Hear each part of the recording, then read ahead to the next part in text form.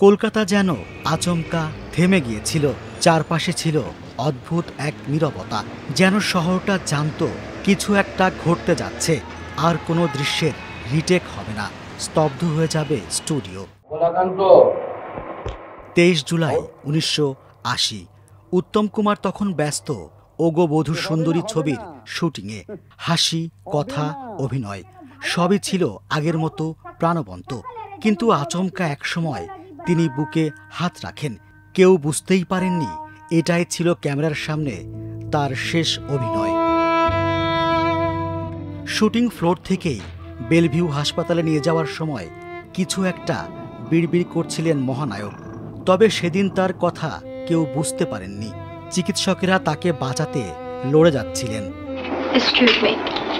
হাসপাতালের শয্যায় শুয়ে থাকা উত্তম কুমার সিগারেট চাইলেন। চিকিৎসকেরা বিস্মিত। অনুমতি দেয়া হলো। ধীরে ধীরে দু একটা টান দিলেন। ধোঁয়ার রিং ছাড়লেন উপরের দিকে তাকিয়ে। তখন চারপাশে মহানায়ককে দেখার ভিড়। কেউ কেউ বলাবলি করছেন, একেই বলে অভিনেতা। শেষ মুহূর্তেও যেন ক্যামেরার সামনে।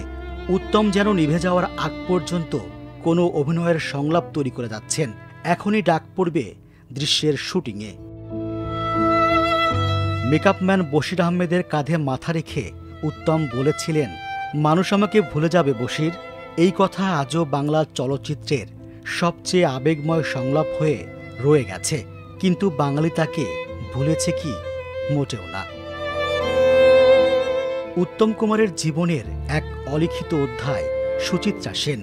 মৃত্যুর আগে বন্ধুদের বলেছিলেন, ওকে আর একবার দেখতে চাই, শুধু একবার। কিন্তু সে দেখা আর হলো না। সুচিত্রা আসেননি। হয়তো ভেঙে পড়ার ভয় ছিল তার, অভিমানে নয়, যেন শেষ দৃশ্যের সমাপ্তি নিজের চোখে দেখতে না হয়। 1980 সালের 24 জুলাই সেই দুঃসংবাদ, যা শুনে কেঁপে উঠেছিল গোটা বাংলা। মহানায়কের মহাপ্রস্থান।